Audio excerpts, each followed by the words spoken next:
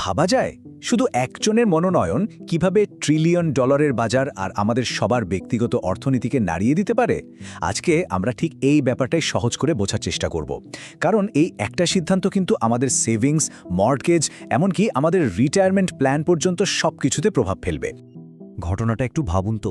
৩০শে জানুয়ারি Donald Trump যেইমাত্র ঘোষণাটা করলেন যে Kevin wash হচ্ছেন পরবর্তী ফেড চেয়ারম্যান, তার ঠিক কয়েক ঘন্টার মধ্যেই সোনার বাজারে কি হলো জানেন? একেবারে ধস নামল। ১৯৮০-র দশকের পর এত বড় পতন আর একদিনেও হয়নি। আর ওদিকে ডলারের দাম লাফিয়ে বাড়তে শুরু করল। আর ঠিক এখানেই আমাদের আজকের আলোচনার মূল প্রশ্নটা চলে আসে। এটা তো পরিষ্কার যে এই মনোনয়নটা একটা বিরাট বড় ঘটনা, যার প্রভাবও খুব নাটকীয়। কিন্তু কেন শুধু একটা নাম ঘোষণার পরেই সারা বিশ্বের বাজারে এত বড় একটা ঝাঁকুনি লাগলো? চলুন এর পেছনের কারণগুলোই এখন এক এক করে খুঁজে বের করা যাক। তাহলে চলুন প্রথমে এই আলোচনার একদম কেন্দ্রে থাকা মানুষটিকে একটু চিনে নেওয়া যাক, কেভিন ওয়াশ। সত্যি বলতে কি তার ব্যাকগ্রাউন্ড আর তার পলিসিগুলো ঠিকঠাক না বুঝলে এই পুরো ঘটনার আসল মানেটা বোঝাই যাবে না। ওয়াশের সিভি বা ক্যারিয়ারের দিকে তাকালে কিন্তু অবাক হতে হয়। ভাবুন তো, মাত্র ৩৫ বছর বয়সে তিনি ফেডের ইতিহাসে সবচেয়ে কম বয়সী গভর্নর হয়েছিলেন। শুধু তাই না, ২০০৮ সালের সেই ভয়াবহ আর্থিক সংকটের সময়ও তিনি কিন্তু বেন বার্নিংকের একেবারে পাশেই ছিলেন। সুতরাং অভিজ্ঞতার দিক থেকে কোনো প্রশ্নই ওঠে না। আর এর সাথে যোগ হয়েছে ট্রাম্পের সাথে তার একটা বেশ শক্ত পারিবারিক যোগাযোগ, যা পুরো বিষয়টাকে আরও একটু জটিল করে তুলেছে। এই মনোনয়নের পেছনে একটা বড় রাজনৈতিক প্রেক্ষাপট আছে, সেটা বোঝার জন্য ট্রাম্পের এই কথাটা শোনা খুব জরুরি। তিনি কি বলেছেন দেখুন। ট্রাম্পের ভাষায় ওয়াশ নাকি সেন্ট্রাল কাস্টিং, মানে এই পদের জন্য একেবারে যাকে বলে পারফেক্ট চয়েস, তার উপর প্রত্যাশাও যে অনেক বেশি সেটাও স্পষ্ট। কিন্তু এখানেই গল্পের আসল মোচড়টা। ওয়াশের ব্যাপারে একটা বড় রহস্য আছে, একটা স্ববিরোধিতা। তার অতীতের কাজকর্ম আর নীতি, আর এখন তিনি যা বলছেন, দুটোর মধ্যে একটা বিশাল ফারাক। আর ঠিক এই জিনিসটাই বাজারকে সবচেয়ে বেশি ভাবাচ্ছে।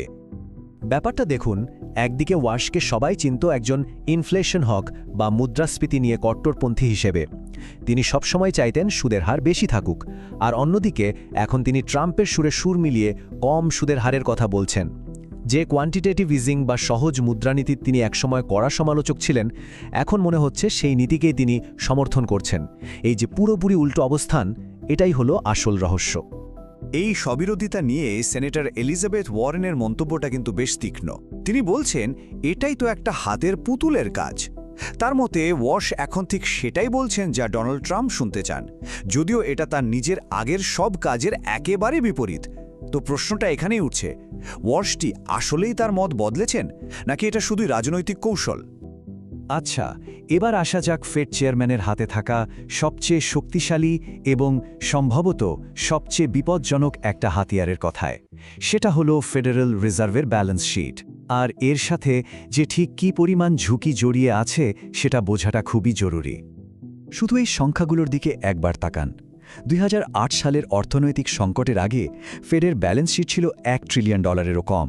আর সংকটের পর এটা বাড়তে বাড়তে একসময় প্রায় $9 ট্রিলিয়ন গিয়ে ঠেকেছিল। ভাবা যায়? এখন যদিও তা কিছুটা কমে ৬.৬ ট্রিলিয়নে এসেছে, কিন্তু ঐতিহাসিকভাবে দেখলে এটাও একটা বিশাল অঙ্ক। তো কেভিন ওয়াশের চোখে এই যে বিশাল ব্যালেন্স শিট, এই হচ্ছে আসল সমস্যা।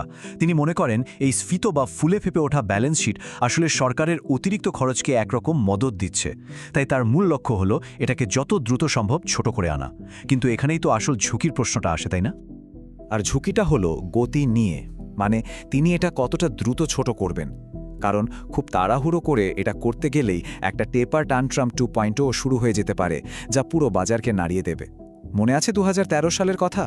সেবার ফেড শুধু একটু ইঙ্গিত দিয়েছিল যে তারা বন্ড কেনা কমাবে, আর তাতে বিশ্বজুড়ে বাজারে কী পরিমাণ আতঙ্ক ছড়িয়েছিল। এবার তো পরিস্থিতি আরও বড়, তাই ঝুঁকিটাও অনেক বেশি।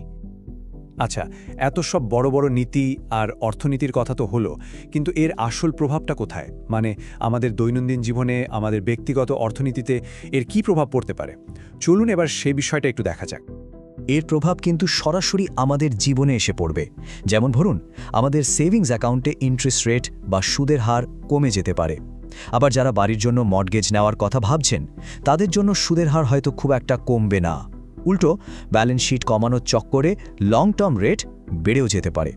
আমাদের রিটায়ারমেন্ট অ্যাকাউন্টগুলোতেও একটা অস্থিরতা দেখা যেতে পারে। আর হ্যাঁ, চাকরির বাজারের উপরেও এর বড় প্রভাব পড়বে। তবে একটা কথা মনে রাখতে হবে, এই মনোনয়ন কিন্তু এখনও ফাইনাল নয়।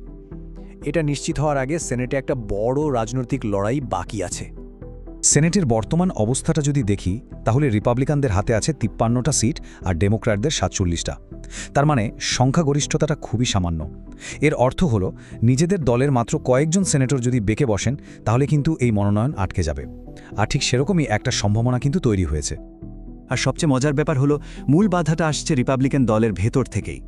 সেনেটর টম টিলিস তিনি ফেডের স্বাধীনতার প্রশ্নে এক বিন্দুও ছাড় দিতে রাজি নন। তিনি সাফ জানিয়ে দিয়েছেন বর্তমান ফেড চেয়ারম্যান জেরোম পাওয়েলের বিরুদ্ধে একটা তদন্ত চলছে, সেটা শেষ না হওয়া পর্যন্ত তিনি ওয়াশকে ভোট দেবেন না। যেহেতু পুরো ঘটনাটা এখনও ঘটছে, আমাদের চোখের সামনেই এগুচ্ছে, তাহলে এরপর কি হতে পারে আর কোন কোন বিষয়ের উপর আমাদের নজর রাখতে হবে, চলুন তার একটা পরিষ্কার ধারণা নেওয়া যাক। তাহলে সামনের পথটা কীরকম? প্রথমত, ফেব্রুয়ারি আর মার্চ মাসে সেনেটে হিয়ারিং বা শুনানি হবে। সেখানে ওয়াশকে তার পলিসি আর ফেডের স্বাধীনতা নিয়ে অনেক কঠিন প্রশ্নের মুখোমুখি হতে হবে। এরপর হবে ফাইনাল ভোট, আর তিনি যদি সেই ভোটে পাশ করে যান, তাহলে মে মাসের 15 তারিখেই তিনি নতুন চেয়ারম্যান হিসেবে দায়িত্ব বুঝে নেবেন। শেষ পর্যন্ত পুরো বিতর্কটা কিন্তু একটা বড় প্রশ্নে এসে দাঁড়াচ্ছে। কেভিন ওয়াশের নেতৃত্বে ফেডারেল রিজার্ভ কি তার স্বাধীনতা বজায় রাখতে পারবে, নাকি এটা একটা রাজনৈতিক হাতিয়ারে পরিণত হবে? আগামী কয়েক মাসেই আমরা এই প্রশ্নের উত্তর পেয়ে যাব, আর সেই উত্তরের ওপরই কিন্তু আমাদের সবার অর্থনীতি অনেকটাই নির্ভর করছে।